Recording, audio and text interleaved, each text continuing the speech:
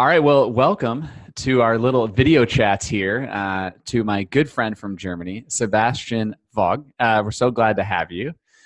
Sebastian, you just want to tell everybody in the group here about who you are quick and what you do?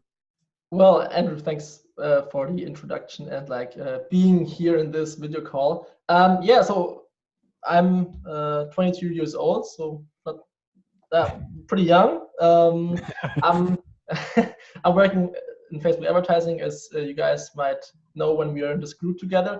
And yeah, Andrew, we met in at Facebook Ads Camp in Cologne this year, and I actually got the unbelievable chance to have a one-on-one. I don't know what was it, coaching session or mastermind, whatever the pitch for that was, and to win that. And that's I think how we got in contact, and especially through Florian, which is a good friend of mine, and he's like my mentor for Facebook advertising for the last 2 to 3 years. And so that's why he also referred the e-commerce influence podcast and all the stuff you're doing. So that's how I became a little fanboy of Andrew Foxwell. So that's that. And yeah, so I'm currently I'm having an agency. We're doing Facebook performance advertising. Additionally to that, we're also doing some SEA, some SEO, and some web development, but not as big as our Facebook advertising is. And yeah, I'm constantly learning. We're having e-commerces, which is a big part of our business, but also B2B. And I'm just enjoying learning about that interesting topic and testing out different stuff. Yeah, which is our daily business. Yeah, well, one thing I wanted to make sure to bring you on to talk about is I think a lot of people in the group have thought about the blueprint certifications and have thought about becoming a Facebook marketing consultant and things like that. And you just went through the process of doing a lot of these certifications. The question I always have, is do you believe it actually prepares you to do direct response buying or not? And what do you like about it? What do you not like about it? And do clients care? I guess is my general thinking, because you've been through a lot. You've gone through all of them, and you can kind of see what Facebook's trying to do. But I'm curious your take on it.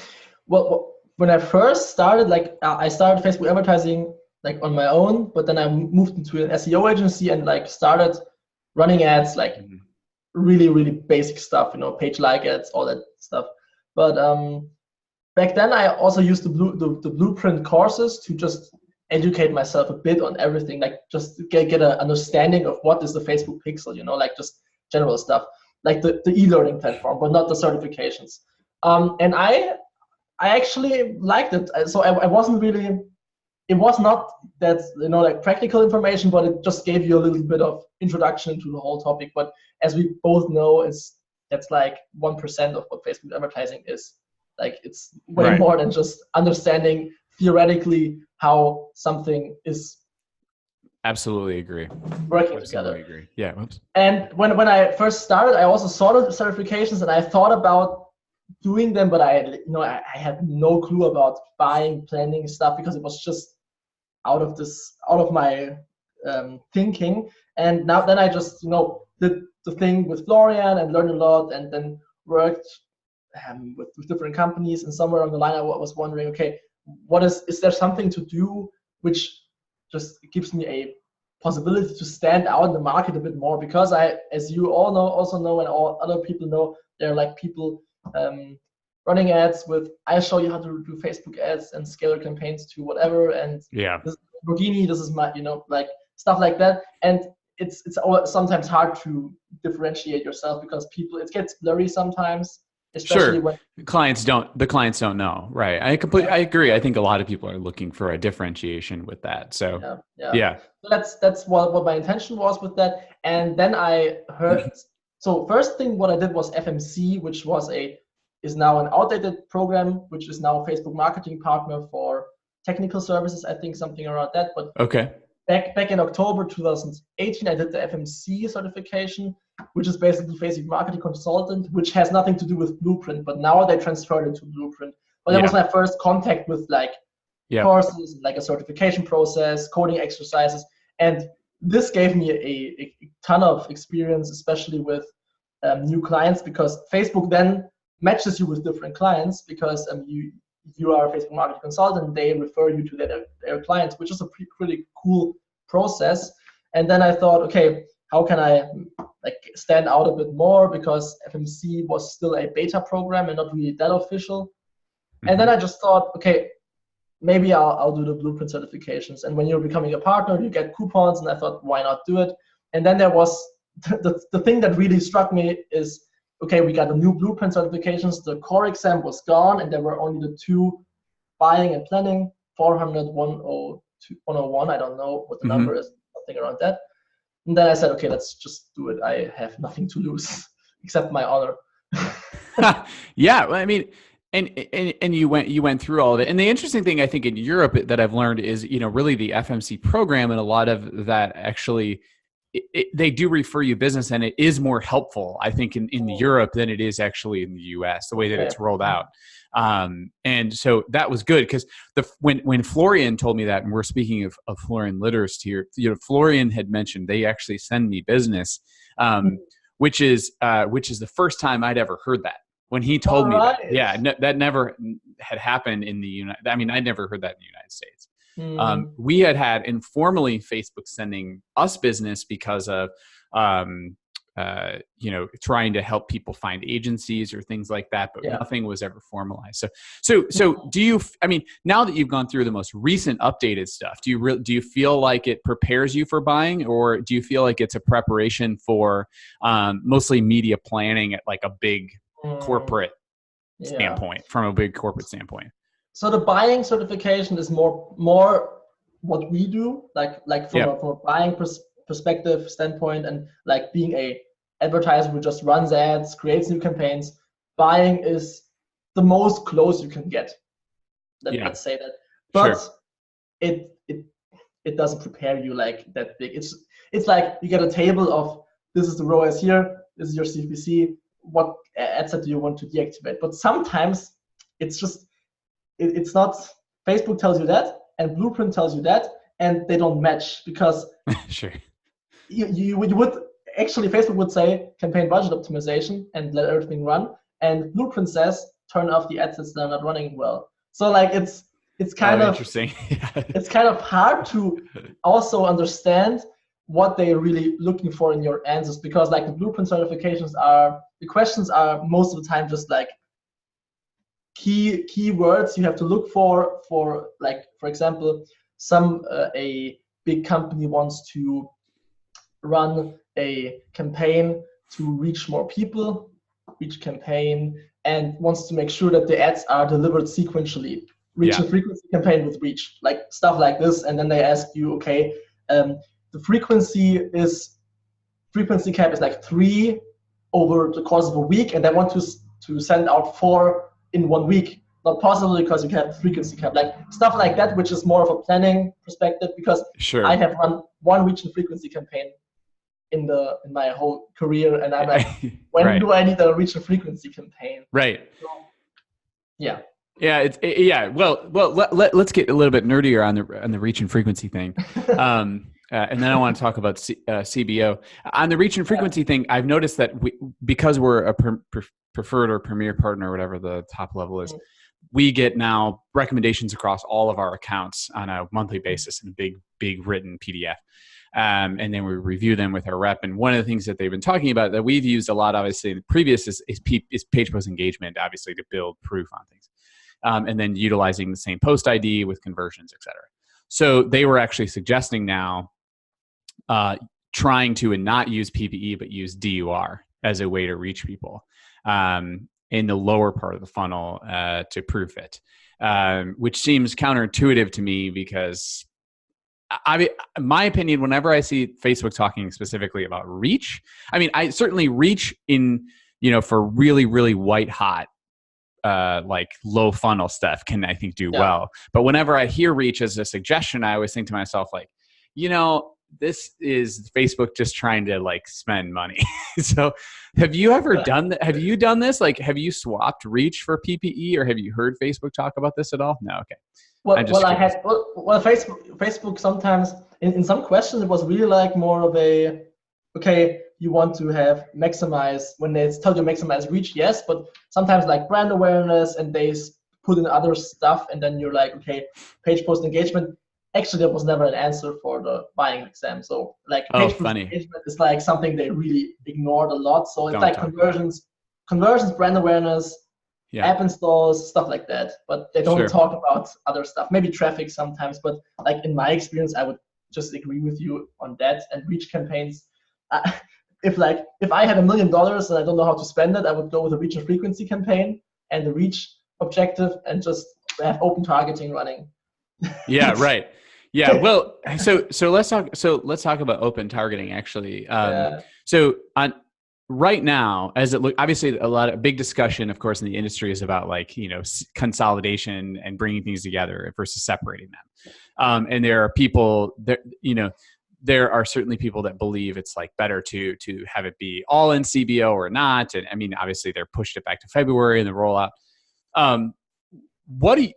When you set up an account, or even when you're like revamping things, like how do you think about consolidation and condensing things? I mean, are you using CBO, or are you still a lot on ABO? Like, where do you fall on this, and how is it working for you? I mean, because a lot of your clients are in Germany too, right? So it's like that's a thing to mention, because I think CBO performs differently depending on the country too, or the region. But how's that going for you? What do you think?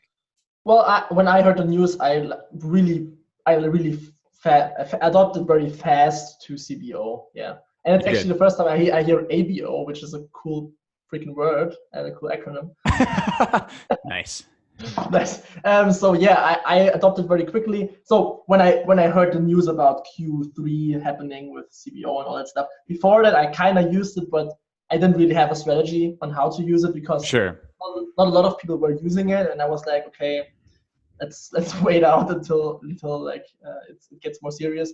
But after that, I basically switched everything to CBO in like an incremental process, but currently like all my accounts are running on CBO. They are all on, so you have 100% adoption. Got it. 100% CBO. And like from the consolidation perspective, like my Facebook rep told me once, and I actually did the campaign as they wanted to, because they were really, really pushy about it.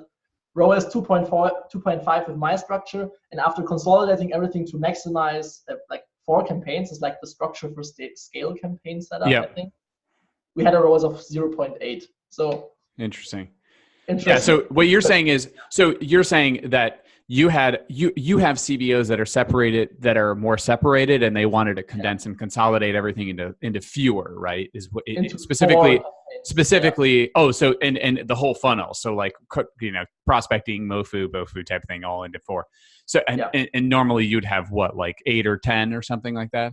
Yeah. Well, okay. I have looked a lot at your presentation at AdsCamp. I think even more like consolidating the audiences, like high value lookalikes, interest audiences, and just having an own campaign for a value-based lookalike campaign, or for like high intent lookalikes. Like right. As well. So like doing that, or I split sometimes when I do a new creative flight and test. When I use dynamic creatives, I like test one variable, which is like the image, and one copy. And sometimes I have like 6 copies and different images, and I don't put them all in one campaign and more in separate campaigns to just test out the different variations. Sure.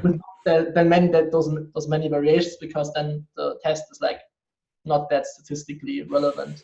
So okay, so let's talk about that. So as it relates to the types of CBOs that you're setting up, you have you're doing a lot of what I talk about, which is what I do too, which is like separating the CBOs by type to some degree, by the audience. So like I tend to not put a value-based LLA with an interest in the same CBO. Try to separate them to try to diversify prospecting traffic. And you've seen that work for you as well. Yeah, same. Okay. Yeah, I have seen it as well. Okay, that's good. I just want to clarify, I'm not paying you to say that you agree with me. So that's but you can learn about this in my courses, foxwelldigital.com/courses. You're talking about the scaling course, of course, where David and I go into this. Okay, so when you separate these things out, it's typically like you'll have a number of different ones. When you run a wide, which I think is clearly a lot of people do, wide demographic one, is that just one ad set in its own CBO and you let it be, basically, sometimes with DCT or whatever? Yeah, well, sometimes open targeting and wide, I would like maybe consolidate with a generic targeting, which has like very like broad generic targetings. That's what I'm saying. Broad demographic, like 18 to 45 women or something. Yeah, and okay. So sometimes I have two ad sets. One is like only demographics, and one is like very broad interests. Like oh, interesting. Okay. Like for cosmetics or something, I have like skin and cosmetics, and like. And you'll put those in the same CBO. Yeah, sometimes. Okay. Yeah. Okay. Yeah. And okay, that makes sense. Sorry, were you going to complete your point? I'm sorry to cut you off. No, I would want to add on value optimization, because when I use value optimization, sometimes I put a value-based and open targeting in the same campaign, because then I like use bigger value-based lookalikes and then like a wide open targeting, and then I maybe only have two ad sets or something. Yeah, I mean, first of all, whenever you can get value bidding, you're talking about value optimization, value bidding. I mean, whenever you can get that to work, it's like a miracle.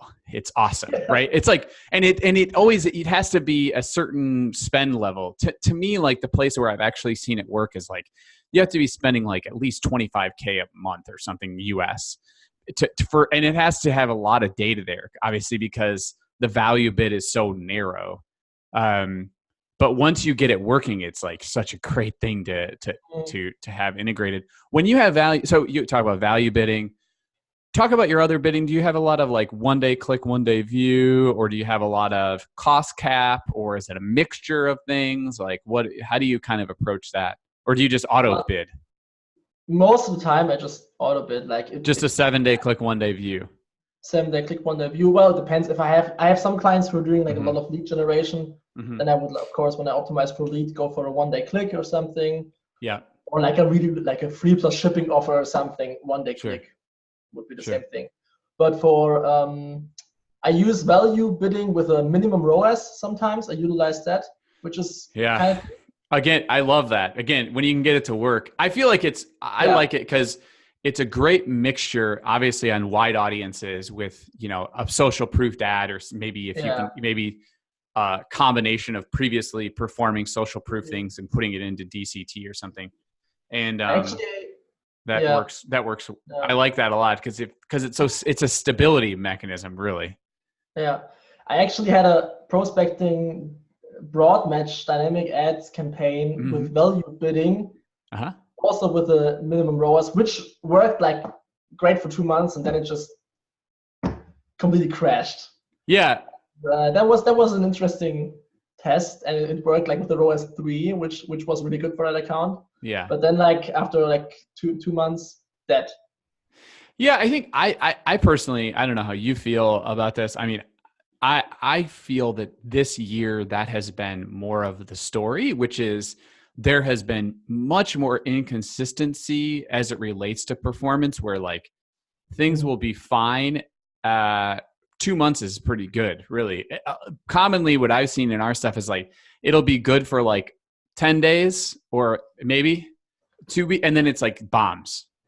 And then you stop it, duplicate it, start it over again at a lower budget. And it's like, okay. But it's like it goes off a cliff. And value bidding, specifically with minimum ROAS, actually is like common for that.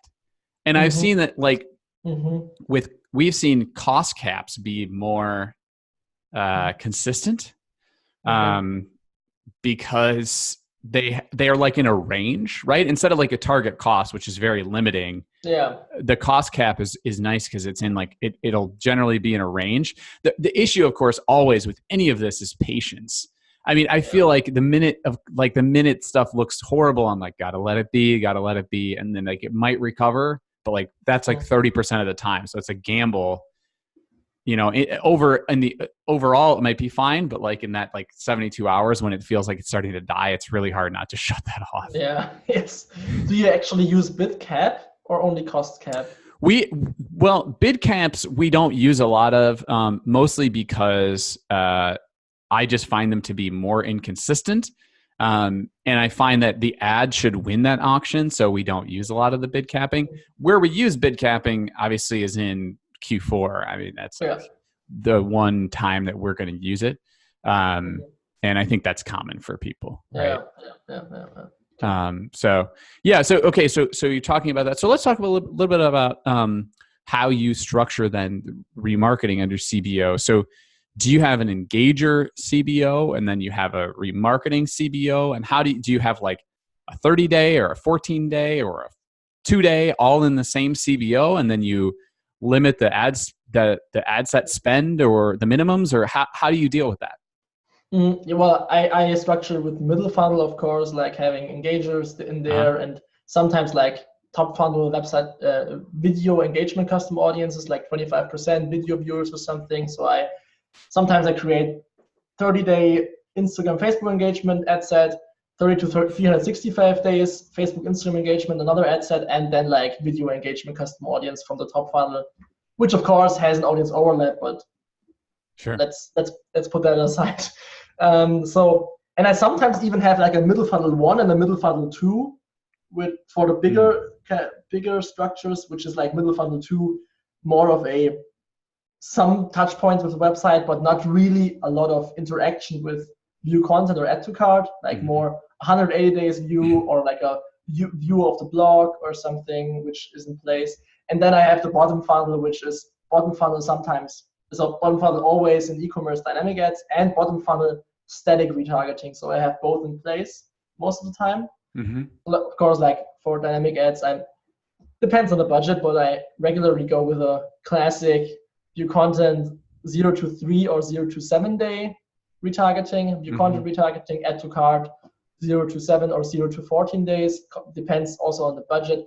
Sure. If I don't have a lot of budget, of course, I consolidate everything in one ad set and just let that run. Let it run. But if I have like 10 grand a month or more than that, I can definitely like segment them out and then retarget those. I'm doing some purchase 60 to 90 days, depending on like if it's like a FMCG and people after 60 days need another product. I do some reselling in the dynamic ads, and I also do loyalty campaigns and reselling through reach campaigns sometimes. Okay. Yeah, I mean, I think you can't be advertising on Facebook today without doing loyalty or things like that. So, well, this has been incredibly helpful. We blitzed through this very quickly. A lot of ideas, like we're on the Autobahn. So, so thank you for your time, man. And if people have questions, they can obviously fire up questions to you directly on this thread. But thank you for your time. Thanks to you, Andrew.